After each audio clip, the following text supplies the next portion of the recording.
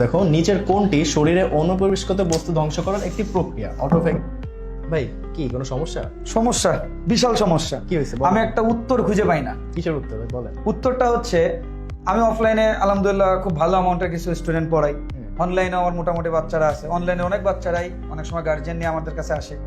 তো গার্জিয়ানের একটা কমন, মানে সবার একটা কমন ডায়লগটা হচ্ছে এরকম যে প্রতিটা গার্জিয়ানে বলে যে আমরা এত স্ট্রাগল করে এতভাবে পড়াশোনা করছি, জীবনে আমরা কখনো সেকেন্ড হই নাই, আমি জীবনে সবসময় ফার্স্ট হয়েছি, কারণ আমার বাচ্চাদের পড়াশোনা আসলে কেন করতে চায় না, কেন তারা অমনোযোগী, আমরা এত স্ট্রাগল করছি, আমি তো জীবনে কোনোদিন সেকেন্ড হই নাই।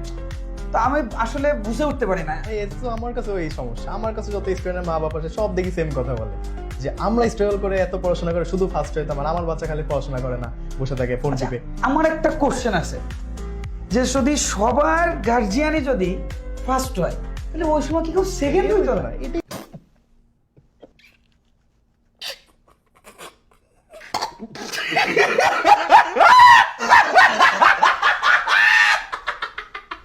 এই তো আমার কোশ্চেন। এই তোমরা একটু বলো তো, তোমার বাবা মা কি কখনো সেকেন্ড হইতো না, সবসময় ফার্স্টই হতো? তোমরা একটু কমেন্ট সেকশনে একটু বাবা মার সাথে কথা বলবা, আগে কথা বলে কমেন্ট সেকশনে একটু জানাবা।